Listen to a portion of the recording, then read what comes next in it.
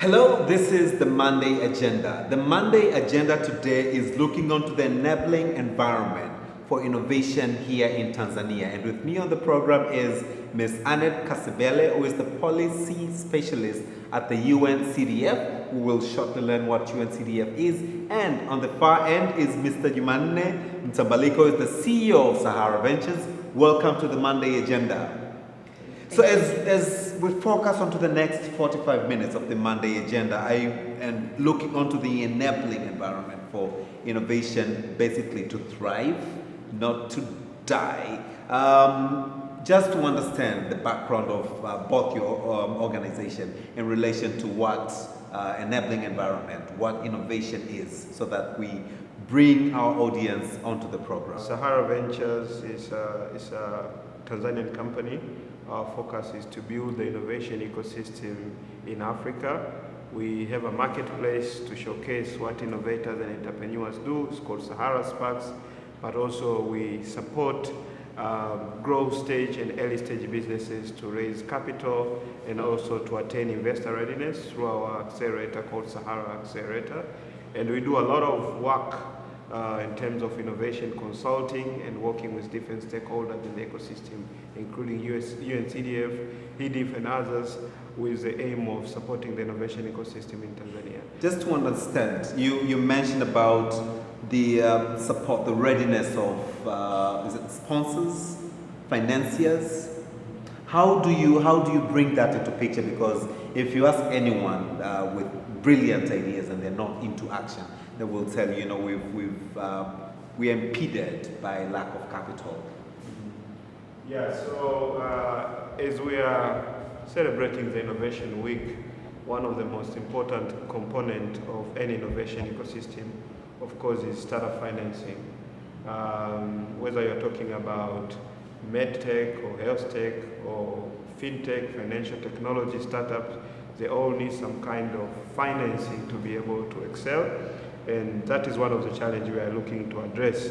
But in order to access finance, it's not just the issue of financial institutions or investors being in the ecosystem, but there's a question of whether you're investor ready or not, which means do you have internal systems and structures as a startup company that will allow you to attract capital.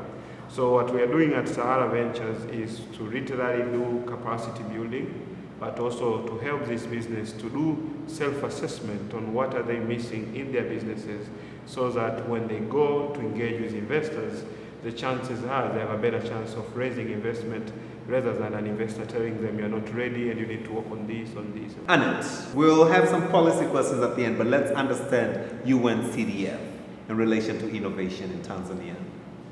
Okay, thank you. Thank you for hosting us. My name is Annette Kasebele, as you introduced, and I work with UNCDF, which is one of the UN agencies. So it stands for United Nations Capital Development Fund. And it's a technical agency out of the UN network with mandate to support economies moving towards an inclusive digital economy. So we work mostly in developing countries that are looking to build the foundation or the infrastructure as we migrate into the digital economy. And fintech for us is an important topic because it's one of the building blocks for digital economy, because for people to be able to transact digitally, you need to have tools and channels to be able to facilitate that. So it's an area that is important to UNCDF mandate. And as far as the Innovation Week is concerned, I think it ties in very well in a way that we are contributing to the building of the transition of the Tanzanian economy to the digital economy. So you both have spoken about fintech. What is this fintech? And if you can cite a few examples here in Tanzania. Sure. So the fintech, essentially, these are technology-enabled products and services in the financial services sector. So we all know about the traditional products we get from banks, from microfinance, from some of the investment companies. And this has been there for as long as we have existed, but as of like early 2000, we have started seeing some companies that are kind of like trying to facilitate or make it easy for people to access those services out of the banking or the traditional providers of such services. So in a nutshell, could be technology companies that are leveraging technology to enable easy access to financial services. Okay. So some examples, I think, from our countries, the likes of Branch and Jumo, the ones that are facilitating digital lending. Because traditionally, if you want to access credit, for instance, you might need to go to the bank, fill paperwork, provide evidence of income, and all that information. While these new type of companies, what they do is look for opportunities to use alternative data, for instance. Okay. So for people who do not have transaction history or history of income, you can still be able to access credit because probably you are still engaging in some other transaction with people. So they could use data from your messages or how you interact in social media to be able to assess your credit worthiness and be able to extend credit. So really revolutionizing how finance is accessed and really spread to people who tend to be excluded or left out of the financial system. Excellent. So we have in a couple of days Innovation Week here in Tanzania. And the Innovation Week here in Tanzania is dubbed Innovation for Resilience and Inclusive Digital Economy. Jumanne, maybe to start with you. What does innovation for resilience and inclusive digital economy translate with Sahara Ventures? First of all, I think HIDIF and the team behind the Innovation Week, including all other partners involved, they've done a very good work to come with a very nice themes. We're living in challenging times. Everybody has to be resilient in some form or the other. We need to navigate whatever the crisis we are going through right now so that we can get back to a new normal. And businesses we support, innovators we work with, researchers and consultants we engage with, they are all living this world. And the best way we can quickly recover from the situation we're having right now is by being more resilient. And innovation provide an opportunity for us to look for alternative solutions. And these will emerge from startups, this will emerge from startups within the fintech sector, within the edutech sector. Our education systems collapsed literally last year because of the COVID-19 situation. But number of new edutech startups emerged, providing solutions to the local education ecosystem. Startups like Smart Class, they had spikes of consumers of their solutions going up because people needed an alternative platform for their kids to attend education. So innovation will help us to become more resilient, to be able to navigate this crisis and to create opportunities beyond the crisis. On the second part of the theme, which is the inclusive digital economy, what we're seeing right now, the world is moving really fast. We are talking about fintechs, and one of the things that fintech has added the value in our ecosystem is promotion of financial inclusion and reducing what we call the digital divide, providing opportunity even for extremely grassroots community to be able to access financial services, which is critical to our economy. So what we're seeing right now, what digital economy will do, we will try to bring almost everyone into that value chain, the support of the digital ecosystem, but at the same time, we'll address some of the most pressing challenges we are facing, like lack of employment, through sharing economy, platform economy, and gig economy. All these economies that are completely relying on digital economy will create potential, possible futures for young Africans, where they can be able to work through freelancing on a digital platform, where they can be able to sell their products online, where they can be able to outsource their skills. And just to understand, UNCDF, in relation to innovations for resilience, and inclusive digital economy. Where do you come together? Where do you march? Yeah, I think to be similar to what Jumanne was sharing, I think for the sake of time and not repeating, I think the resilient aspect, he captured it very well. But in terms of inclusive digital economy, if I'm to add where UNCDF, I think, find value in the theme and resonate with the focus for this year is the fact that our mandate really is to focus on the excluded community. So how do we ensure that no one is left behind as we migrate into the digital era? Because with technology, you are expecting to see certain classes of people, people with certain level of education, people with certain access to digital tools, who will be able to migrate with that and be able to contribute or to gain from that economy. So how do we ensure a grandmother in my rural village is still participating? And how do we ensure a youth from a village like in some parts of Tanzania also is able to access opportunities on the digital economy? Some of the examples that Jumanne was sharing about digital freelancers. So our goal is to make sure that the ecosystem can enable a kid in Sumbawanga to have similar access to a child in Dar es Salaam, essentially. So from UNCDF perspective, I think the inclusive word is a key focus, because our mandate really is around that, looking to support the neglected or marginalized communities within our society. To understand this mapping you've been doing on the fintech, that I'm happy to have learned today that we actually have fintechs in Tanzania. What are some of the findings that you got from that mapping, and were there any bottlenecks, and how rather were they addressed? Yes.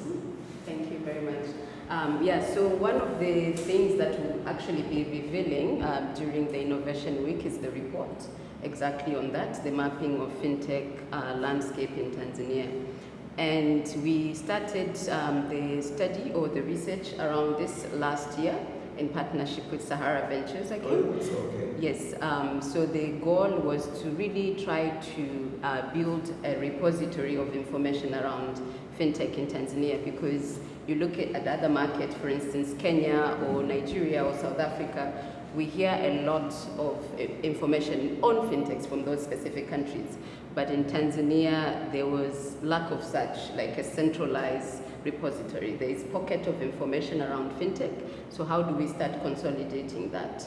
That was one of the objectives.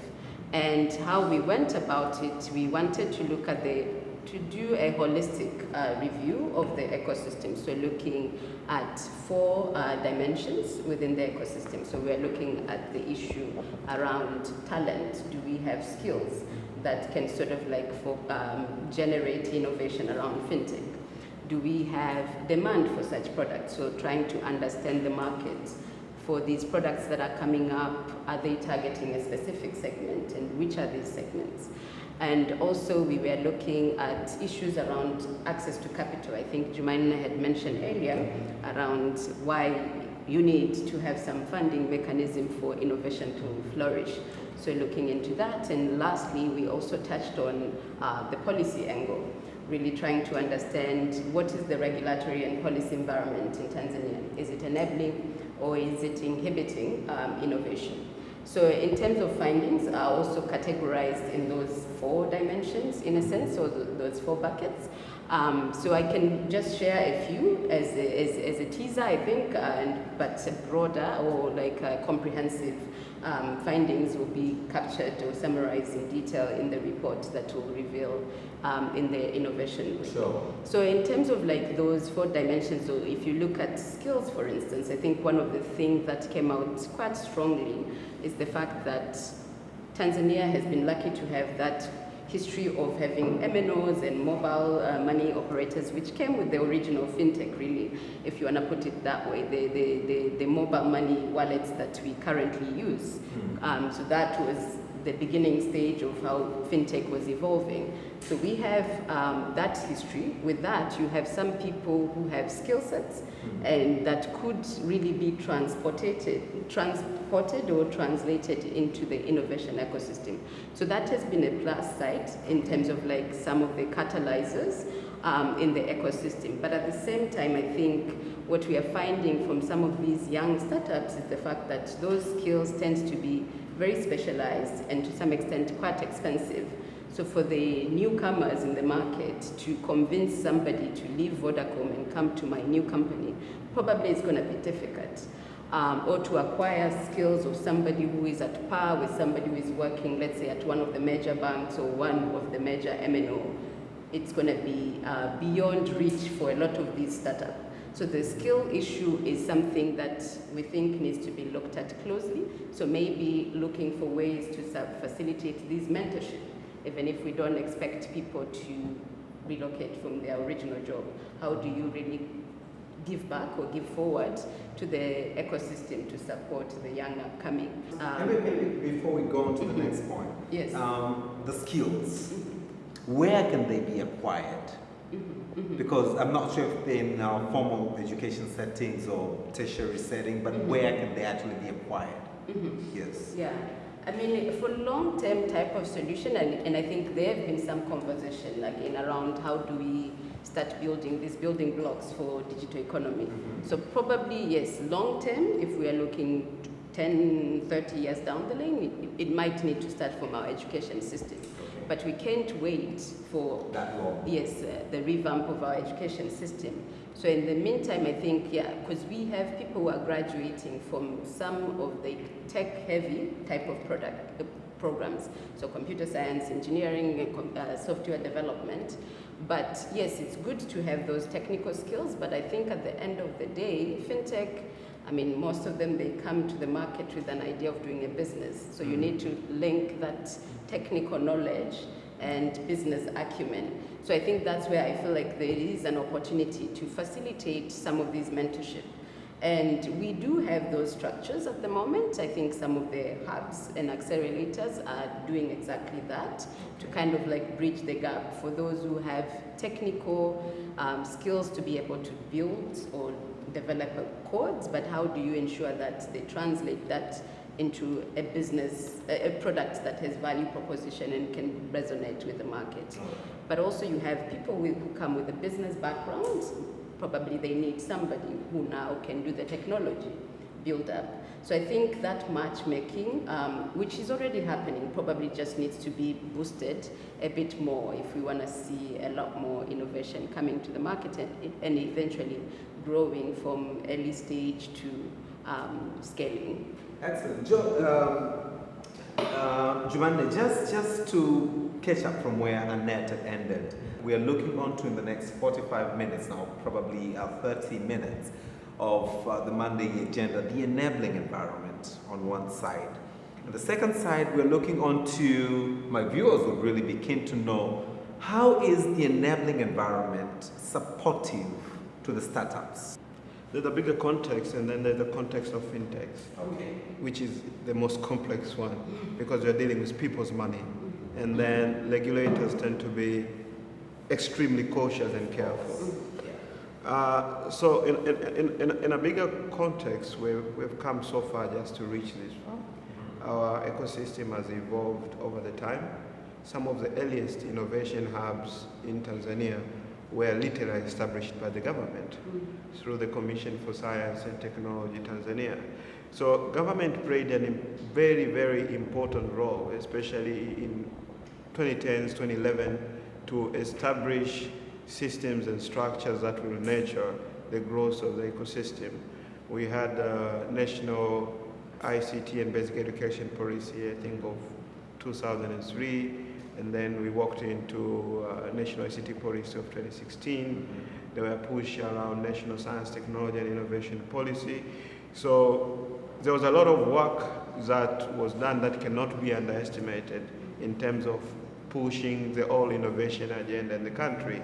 The support that was given to Dar es Salaam Technology Business Incubator, DTBI, as well as Buni Innovation Hub to groom some of the innovators like me who have also passed through that process. It was really crucial.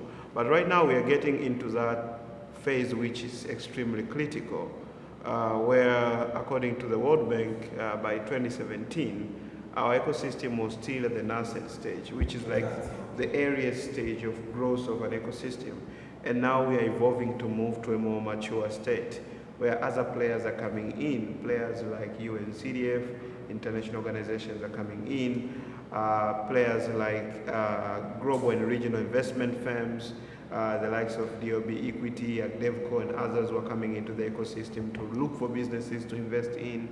Players who are primarily focusing on accelerating and building businesses to move to the next stage. The likes of ANZ accelerators, the likes of Seed Stars, they're seeing Tanzania as a potential place where they can be able to nurture startups and be able to do business with startups. So the ecosystem is maturing, and what happens when an ecosystem matures, the systems and structures governing the ecosystem, they also need to mature. They need to move to the next stage. Things like if you want to encourage capital to flow into your country, then you need to create a conducive environment for regional and global investors to invest in your local businesses by creating regulatory environment which allows to do that, by creating incentives for them to see Tanzania as a lucrative place to bring capital to early stage businesses. And you have to address several other issues like competition aspect, like taxing aspect, like talent acquisition aspect, all those stuffs, and they need to be well guided.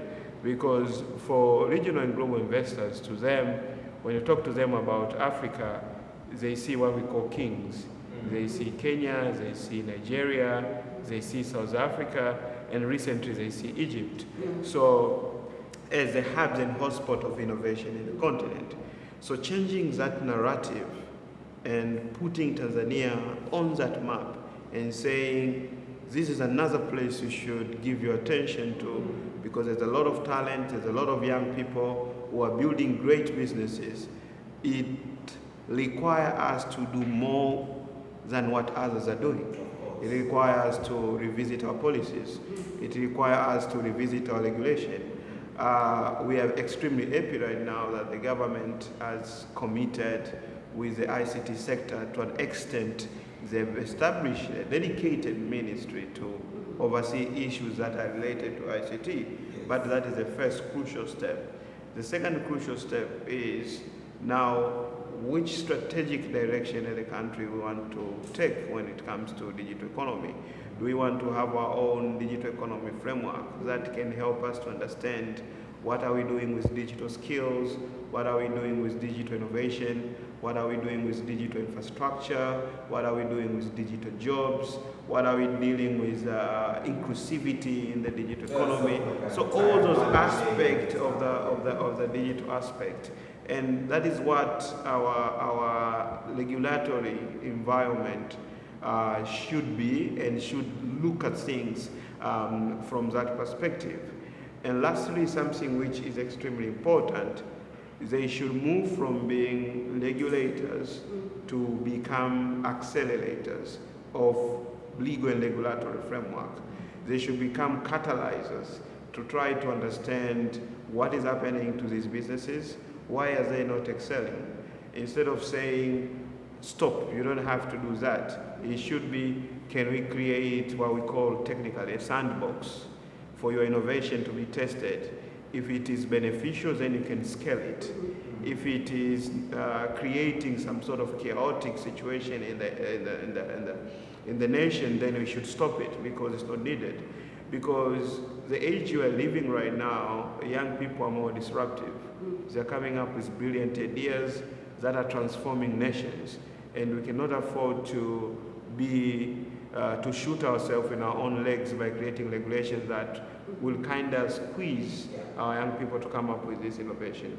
So right now we have come so far to reach where we are right now, but moving to the next stage is very crucial for the government, private sector, development partners, research institutions to come together to design this conducive environment for us to take it to the next level as we move forward. Thank you, Jumanne. Annette,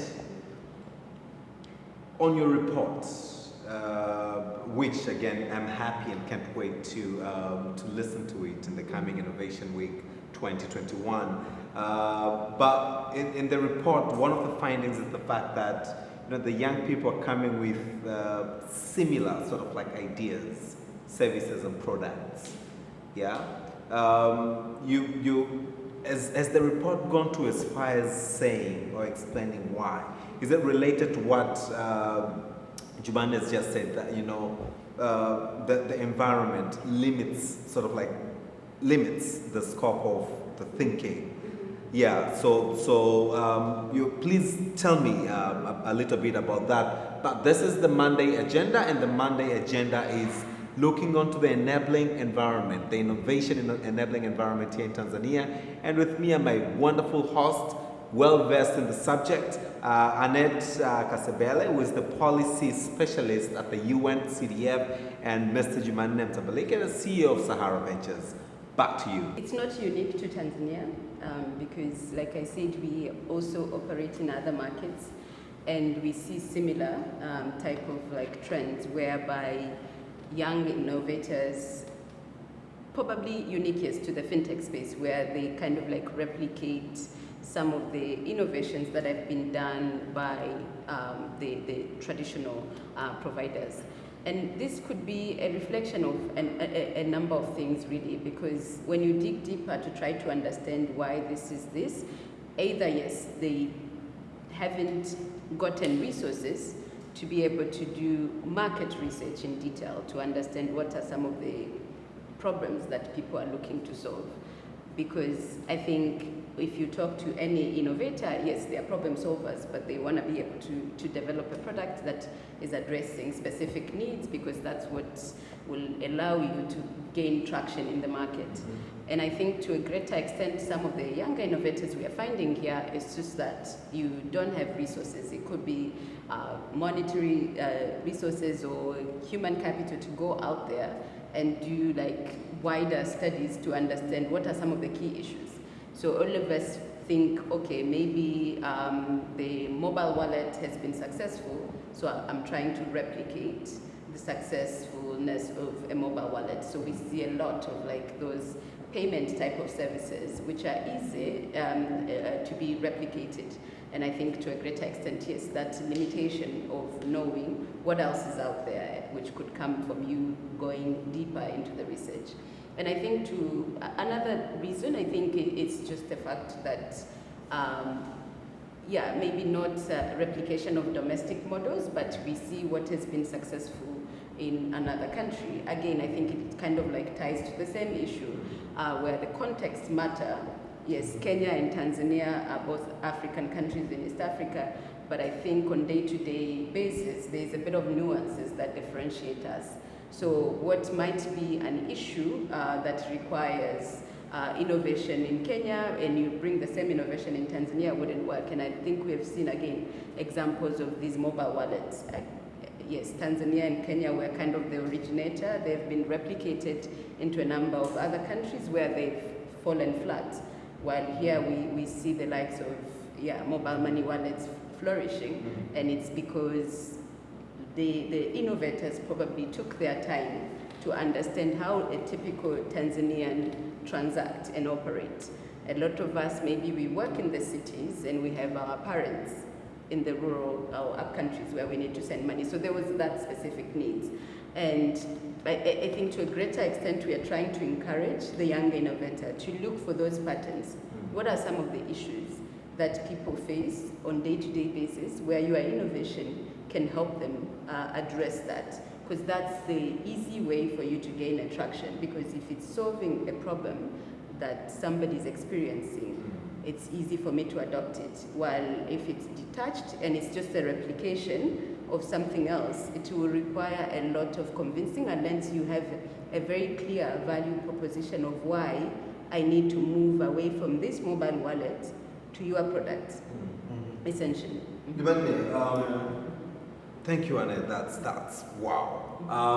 Want to understand from you, Jumanne, having been in the innovation ecosystem in Tanzania for probably one of the longest times.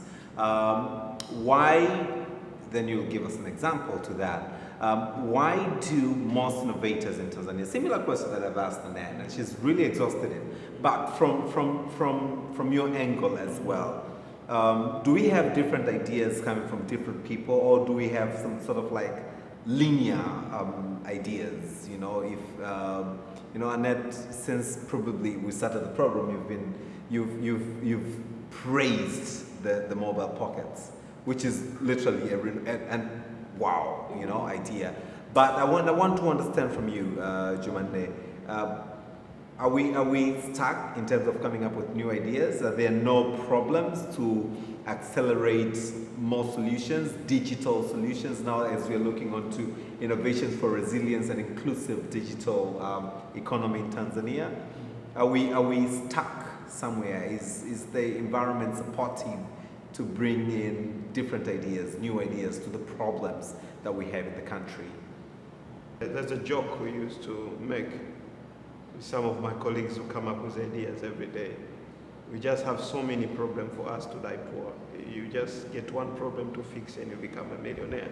So there's a lot of problems that still need fixing, and there's no enough ideas in the world. So you can come up with an idea at any time. And I should tell you for a fact, Tanzanian youth are smart. There's a lot of amazing product and solution out there that have emerged from Tanzanian youth. There's a lot of great products that have emerged from Tanzanian youth and have been able to raise investment from outside Tanzania. So Copperguest last year just raised 25 million USD, 25 million USD. And this is a Tanzanian guy who went to school at University of Dar es Salaam. So there's no question of maybe he went to Harvard and come back to Dar es Salaam. So it's basically a solution. They patented their technology, which literally allows you to pay as you go, as you consume gas. And as you already know, there are more than 600 million people in sub-Saharan Africa who are using charcoal right now. So potentially they're moving to gas into the next few years. That's why the technology was very crucial to be acquired. Basically, what I'm trying to say is that we don't have an idea problem. There's a lot of ideas, and there's a lot of cool ideas. Our biggest challenge with this word, which we've been constantly using, ecosystem, is the fact that it literally, when you go to a village, it takes a village to help a kid to grow, you know. And it's the same aspect on how you support a startup. It takes an ecosystem to support a startup. Having ideas is just one stage. They need to be supported to establish strong teams, to acquire talents, to work with other people with skills so that the ideas can move to the next stage. Beyond ideas, they need to have skills to build great products that are not just designed for Tanzania, products that can be used across the African continent.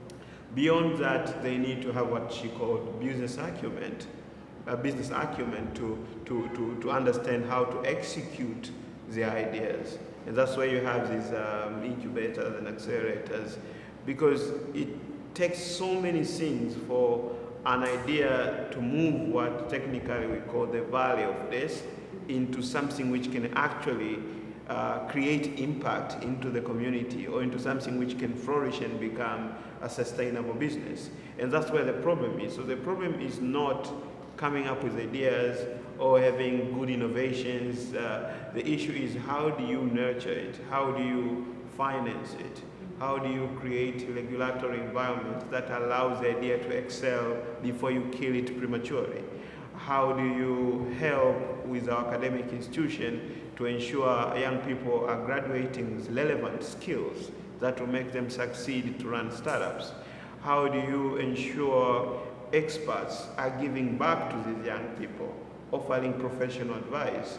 If a young person is working on an innovative solution that will transform a media industry, can you give them advice? Because that is what is happening in other matured ecosystem, whether it's Silicon Valley or it's Silicon Savannah in Nairobi or Silicon Cape in South Africa. That is what is happening. It's an ecosystem. Regulators are ready to create good regulatory environment. Academic institutions are ready to revisit their curriculums and equip young people with the right skills. Policymakers are involved.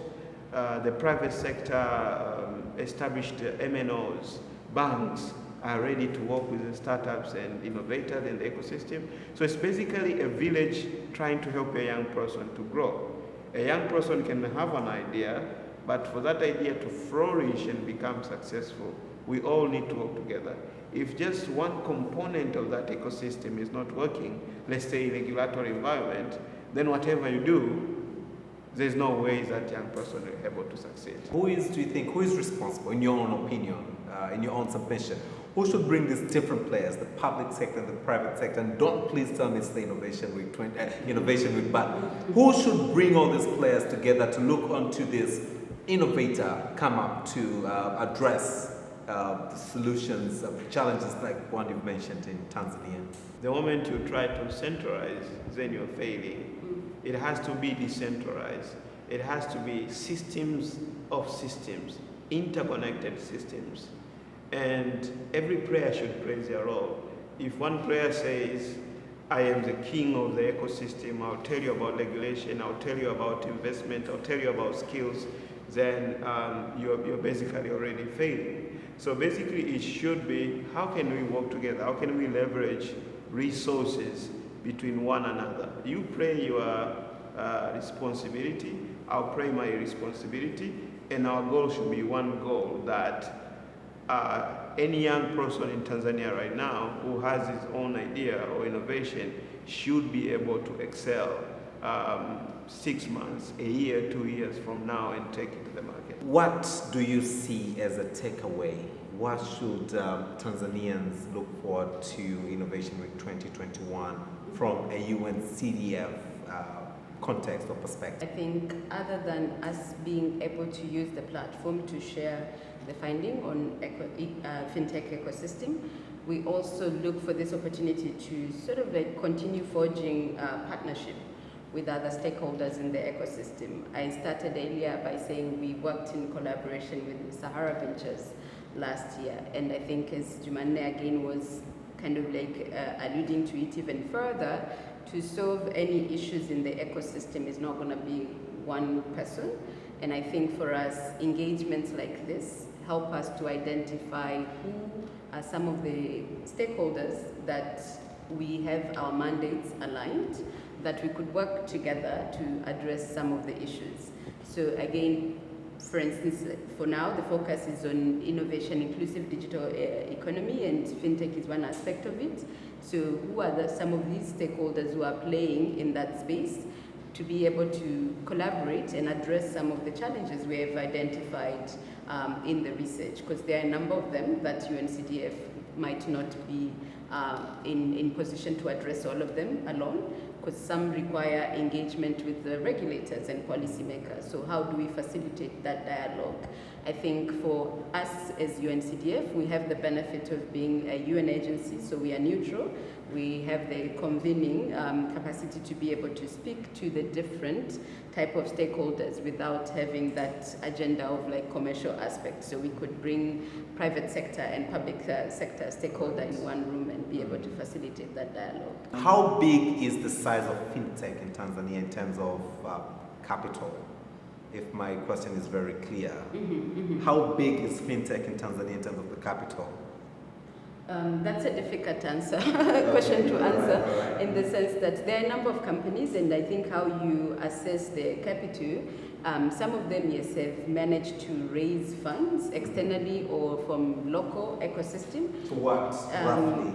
Well, there are some that have raised above over 100 million US dollars. US dollars. Yes, so probably if I can cite examples, so these would fall similar to the example that Jumanne had given. Most of them are on the pay-as-you-go model for solar devices. So we look at them because they are doing like asset-based financing, whereby they will give you, let's say, a solar device, and you pay in installments.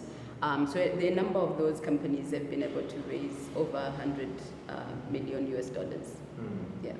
Jumanne, what should we expect out of IW 2021? From Sahara perspective, Yes. we are very excited. We are looking to work with other partners. For example, we will have a session with Fingo. Fingo is a Finnish-based organization. We'll be looking at revisiting business model for NGOs in the innovation edge. We'll be working with Tanzania Startup Association with some other partner to look into policies and regulation.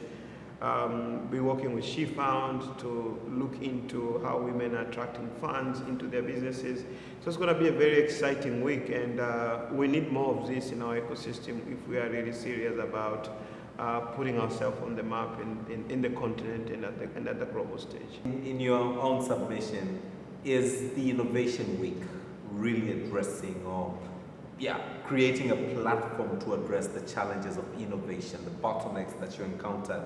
Do you envisage Innovation Week to, address some of these challenges, to create a platform that will bring stakeholders who will now be able to discuss and address some of the challenges the sector, innovation sector faces in Tanzania? Yeah, I mean, if I can start, I think Yes, so. and probably as you do that, give your sort of like a concluding remark. Yeah. Sure. Yeah, I think so. I think it's a good platform because even if things are not solved within that week, but at least awareness is brought to what are some of the issues and how the different stakeholders can strategize to address them. And I think from UNCDF perspective, I think from the time we've been participating, it has kind of like informed our work. Like that's how, from what we learn during the Innovation Week, we plan the type of programs, the type of activities we implement.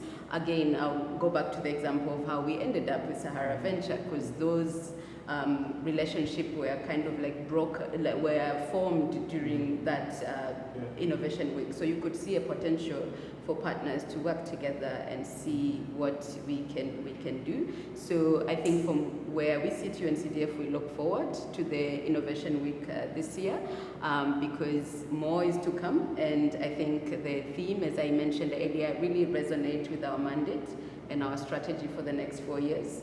So it's a good opportunity to kind of like find stakeholders that are in alignment with us to address the problems in the country. Excellent. Jumanne, 1 minute of fame. Yeah, so I think to us, in 2016 when we were starting Sahara Sparks, one of the things we believed in was everything starts with the conversation. It's very, very important to have this conversation. You can't imagine, like in these 45 minutes, how much informed I've been informed with Ernest, how much knowledge you have been able to accumulate, and the information we shared. And it all started from conversation. So it's extremely important we have this conversation because there's a lot of things we take for granted. We assume policymakers, they understand these things. We assume governments, they understand these things. These things are changing really fast. The Congress in the US were interviewing Mark Zuckerberg about some of the issues they don't understand with Facebook. So technology is moving really quick and sometimes it's difficult for policymakers and regulators to comprehend.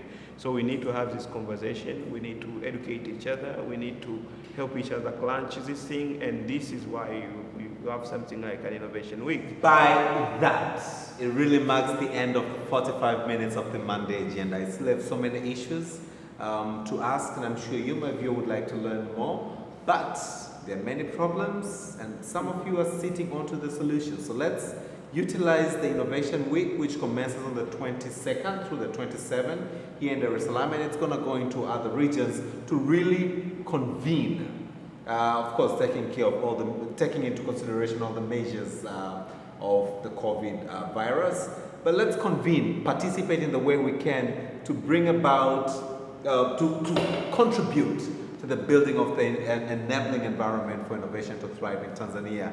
Once again, my very wonderful, vast host, Annette Kasebele, who is the policy specialist with UNCDF, and Jumanne Mtambalike, the CEO for Sahara Ventures. I would like to really thank you for the input, and I really look forward to Innovation Week 2021, and really let's tech innovation to the next levels in Tanzania. It can be done, and you, my viewer, have a role to play.